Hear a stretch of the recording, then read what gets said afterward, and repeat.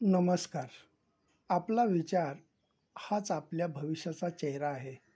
नकारात्मक विचार केला तर प्रत्येक संधीमध्ये आपल्याला अडचणी दिसतील आणि सकारात्मक विचार केला तर प्रत्येक अडचणीमध्ये संधी दिसेल. ज्या माणसांच्या मनात स्वार्थ नसतो तीच माणसं बरोबरला बरोबर आणि चुकीला चूक म्हणण्याची हिंमत ठेवतात.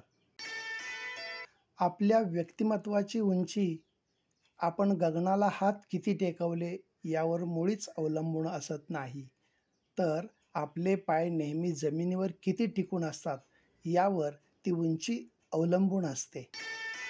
जेव्हा शरीर थकतं तेव्हा थोडा आराम केल्यानं काही क्षणात बरं वाटत असतं.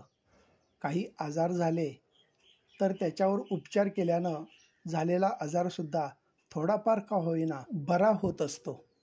असे अनेक प्रकारचे विचार मनात येतात आणि मग काही विचार डोक्यातून जात नाहीत. अशानं माणूस अस्वस्थ होत असतो आणि काही दिवसात त्याच्यात दिवसेंदिवस बदल झालेले दिसून येतात.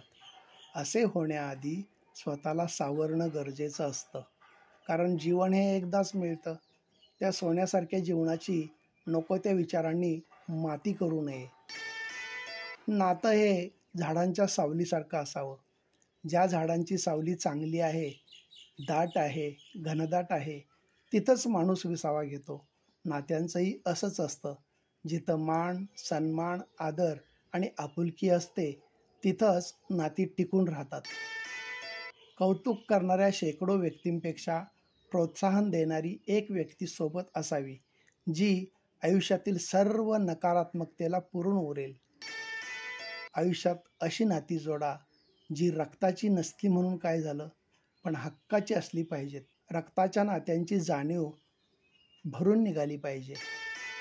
प्रश्न निर्माण करणारी माणसं हुशार असतात, पण प्रश्नच निर्माण होऊ नयेत म्हणून जी काम करतात ती माणसं खरी बुद्धिमान असतात. धन्यवाद.